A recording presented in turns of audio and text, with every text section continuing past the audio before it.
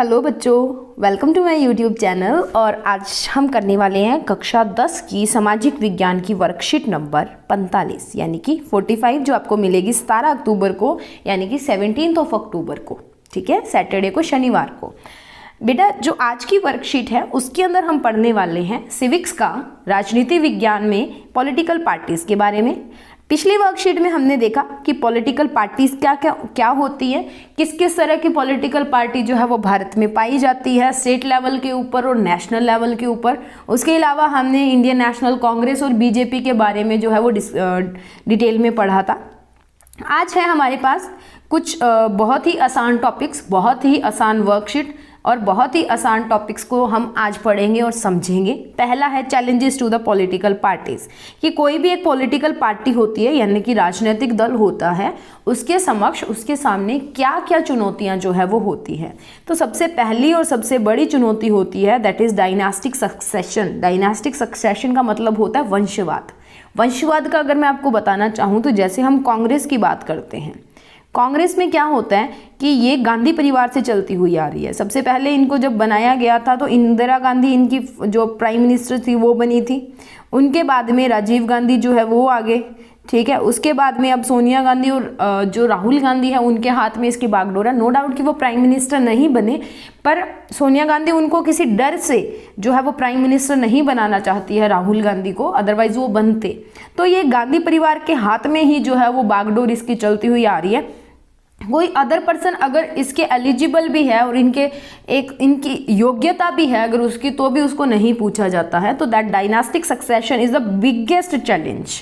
Next है lack of transparency. Lack of transparency मतलब जो भी अंदर काम किया जाता है ना उसमें कोई पारदर्शिता नहीं है, उसको दिखाया नहीं जाता है, उसको बस किया जाता है। और अगर वो सक्सेसफुल हो गया तो वाह भाई वाह, अगर नहीं हुआ तो खत्म कहानी। ठीक है, निकल जाते हैं पतली गली से। उसके बाद में lack of internal democracy. Lack of internal democracy का मतलब क्या है बेटा यहाँ पे, कि देखो एक पार्टी है, उसके पॉलिटिकल पार्टी क्या होता है, ग्रुप ऑफ पीपल होता है। ग्रुप ऑफ पीपल के अंदर क्या होता है कि जब भी चुनाव होते हैं तो मान लो अगर प्रधानमंत्री बनाना है या राष्ट्रपति बनाना है या किसी भी एरिया के जब टिकट्स देनी होती हैं तो यहाँ पे क्या होता है कि कोई इलेक्शन नहीं करवाया जाता उनका। टिकट्स ऐसे ही जो जिसका ज़्यादा मतलब बाजुओं में दम होता है, जो ज़्यादा ताकतवर होता है वो ले लेता है, और कम ताकतवर वाला हो सकता है कि वो उससे अच्छा जो नेता है वो बन सकता हो, पर उसको फिर भी टिकट जो है वो नहीं दी जाती।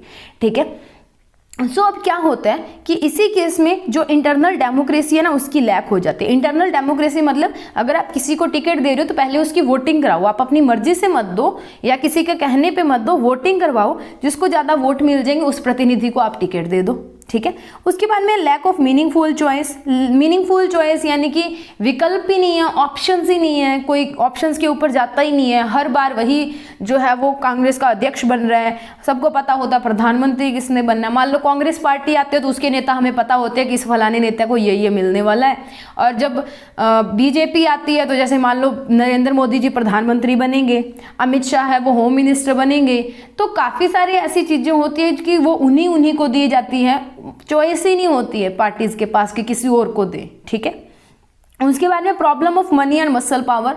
मसल पावर यानी कि कई लोग क्या करते हैं, अपने धन और जो अपनी ताकत है उसको दिखा के यानी कि बल को दिखा के क्या करते हैं, चुनाव को जीतने की कोशिश करते हैं। तो ये भी एक बड़ी चुनौती है, बहुत बड़ी चुनौती है कि इस ऐसे चुनावों को नहीं जीता जाना चाहिए। तो जिनके पास धन नहीं होता या मान लो जो इकोनॉमिकली इतने बड़े नहीं होते हैं, छोटी पार्टियां होती हैं, तो फिर तो उनके हारने के चांसेस तो साफ नहीं दिख रहे हैं। ठीक है, उसके बाद में है कि सजेशंस क्या हो सकते हैं उन चुनौतियों के बाद में, उन चैलेंजेस के बाद में क्या क्या सजेशंस हो सकते हैं जिनसे पॉलिटिकल पार्टीज हैं उनको सुधारा जा सके।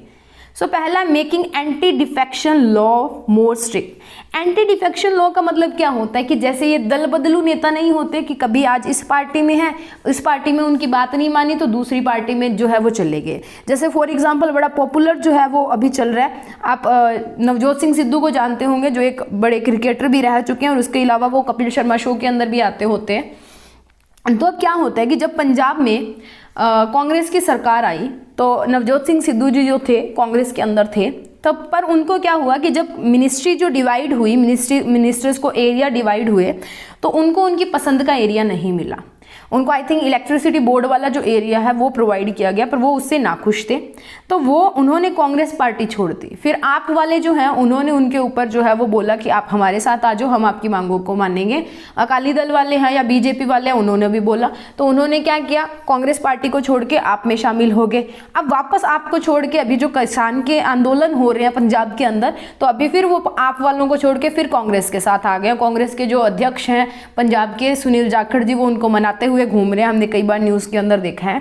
तो ये लॉ जो है वो स्ट्रिक्ट होना चाहिए। तो एक नेता मान लो अगर किसी पार्टी के अंदर जाता है तो उसका जो है वो टाइम पीरियड सेट हो जाना चाहिए। भाई 4 साल अगर आपको इसमें अंदर रहना ही पड़ेगा, 4 साल बाद आप बदल सकते हो, ठीक है, या इतने टाइम बाद आप बदल सकते हो। क्या क्या कुछ आपको पे करना पड़ेगा अगर आप बदलते हो तो। Reducing the influence of money and muscle power, जो धन का और ताकत का असर दिखाते हैं लोग वोट्स के अंदर या जीतने के लिए, तो उसका जो इफेक्ट है उसको कम किया जाना चाहिए, कि इतना ना हो कि लोग सिर्फ जो वोट है वो पैसे की ही एक बात हो जाए और जिसके पास पैसा है वो वोट खरीद ले, या जिसके पास वो ताकत है वो डरा धमका के वोट ले ले। Election in the internal organisations of political party, जब भी नेताओं को टिकट बांटी जाती है, चाहे वो MP MLA जो भी हैं, टिकट्स जिनको दी जाती है किसी भी पार्टी की तरफ से, तो उससे पहले उसके अंदर इंटरनल इलेक्शंस जो है वो करवा लिए जाने चाहिए। More ticket should be given to the women. अभी क्या होता है 1/3 पार्ट जो है ना वो टिकट का दिया जाता है वीमेंस को इंडिया के अंदर, अभी ये चीज़ चल रही है, पर ज़्यादा टिकट्स दी जानी चाहिए। मान लो अगर सारे मेल नेता हो गए तो फीमेल्स की प्रॉब्लम्स को कौन समझेगा। तो फीमेल्स की प्रॉब्लम्स के लिए जो फीमेल्स हैं उनको भी टिकट जो है, वीमेंस को भी टिकट दी जानी चाहिए। State funding of election, state को जो है वो फंडिंग करनी चाहिए इलेक्शंस की, ना कि एक पॉलिटिकल पार्टी जो है वो अपने जो इलेक्शंस हो रहे हैं उसकी फंडिंग करे। And last one is transparency in the internal working of political parties, जो भी इंटरनल वर्किंग होती है, अंदरूनी उनके कामकाज होते हैं, उसके अंदर पूरी पारदर्शिता रखे, साफ रखे भी हाँ भाई हम ये काम कर रहे हैं, ठीक है। हुआ ना हुआ वो बाद की बात होती है, पर उसके अंदर उनको पारदर्शिता रखनी चाहिए। फिर वो क्या करते हैं, पारदर्शिता नहीं रखते, और हम न्यूज़ के अंदर देखते हैं जब भी कुछ हो जाता है तो एक पार्टी दूसरे पे थोपती है, दूसरी पहले पे थोपती है। जैसे अब किसान आंदोलन की बात है, किसानों को कोई नहीं देख रहा है कि उनके साथ क्या हो रहा है। वो कांग्रेस बोलती है बीजेपी ने किया, बीजेपी बोलती है कांग्रेस गलत फायदा उठा रही है, बीच में अलग अलग जो पार्टियां जो कांग्रेस बीजेपी नहीं है वो इन दोनों के ऊपर दाव पेच खेल रही है। क्यों? क्योंकि अभी इलेक्शंस आने वाले हैं, पंजाब में तो अभी इलेक्शन आने वाले हैं, इसलिए बहुत ज़्यादा ये चीज़ें जो है वो चल रही हैं। उसके बाद में बात करते हैं क्रिमिनल जो क्वेश्चन है, उनकी बात करते हैं। टोटल 3 क्वेश्चन है, हद से आसान क्वेश्चन है, बहुत छोटे छोटे क्वेश्चन है, थोड़ी सी देर में कंप्लीट हो जाएंगे। तो मूव करते हैं इनके सॉल्यूशंस पे और देख लेते हैं, समझ लेते हैं इन क्वेश्चंस को भी साथ साथ। तो बेटा जी देखिए, पहला क्वेश्चन हमारे पास है, criminalisation is a problem with Indian political parties, कि क्रिमिनलाइजेशन जो है यानी कि अपराधीकरण जो है वो भारतीय राजनीतिक दलों के सामने एक चुनौती है। Do you agree with this statement, क्या आप इस स्टेटमेंट से एग्री करते हो? Give examples in support of your answer. So yes, I am totally agree with this statement because it introduces a culture of violence in the society. Society के अंदर जो मारधार आपराधिक चीज़ें हैं, आपराधिक जो व्यवहार है वो बढ़ा देगा सोसाइटी में। Sets bad president for the youth to follow and reduces the, ठीक है, जो बुरे आप बोलते हो ना कि एक मिसाल जो है वो यूथ के सामने, नौजवानों के सामने ये पेश करेंगे। And reduces people's faith in democracy, और डेमोक्रेसी के अंदर लोगों का विश्वास उठ जाएगा as a system of governments, यानी कि लोकतांत्रिक सरकार बनाने का जो लोगों का विश्वास है वो उठ जाएगा। It also leads to the increased circulation of black money during and after the elections, और ये भ्रष्टाचार को बढ़ावा देगा। इसके कारण जो ब्लैक मनी है, काला धन जो है, उसको भी बढ़ावा मिलेगा, ठीक है। Next moving on to the question number 2, what are the major challenges to political parties in India? तो lack of internal democracy, lack of transparency, lack of meaningful choice, dynastic succession यानी कि वंशवाद जिसको बोलते हैं, problems of money and muscle power, money और muscle power यानी कि जो शक्तियाँ होती है पैसे की और मसल्स की, ठीक है, उनकी कमी, प्रॉब्लम्स उनके साथ। डेमोक्रेसी, इंटरनल डेमोक्रेसी नहीं है कि अंदर जो है वो संगठनों में पार्टीज के अंदर चुनाव जो है वो नहीं करवाए जाते, वोटिंग नहीं की जाती। ट्रांसपेरेंसी नहीं है, कोई भी जो काम किया जाता है छुप छुपा के किया जाता है, अगर अच्छा निकल जाता है तो उसकी वाहवाही लूट ली जाती है और अगर गलत हो जाता है तो ख़त्म। उसके अलावा मीनिंगफुल चॉइस नहीं है उनके पास, जो ऑप्शंस नहीं है किसी के पास, विकल्प नहीं है किसी के पास।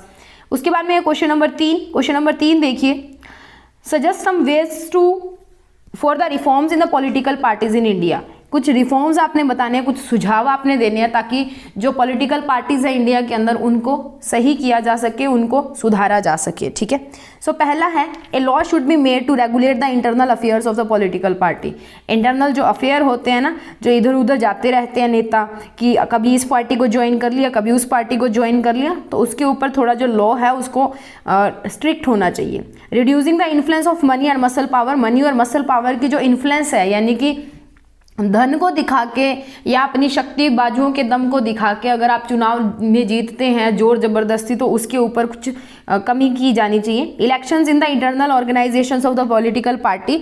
हर एक पॉलिटिकल पार्टी में अलग से इंटरनल इलेक्शंस जो है वो होने चाहिए। More ticket should be given to women. Women's को ज़्यादा टिकट्स जो है वो दी जानी चाहिए। Transparency in the internal working of the political party. Political party जो भी इंटरनल अपने आंतरिक काम कर रही है उनके अंदर पारदर्शिता होनी चाहिए।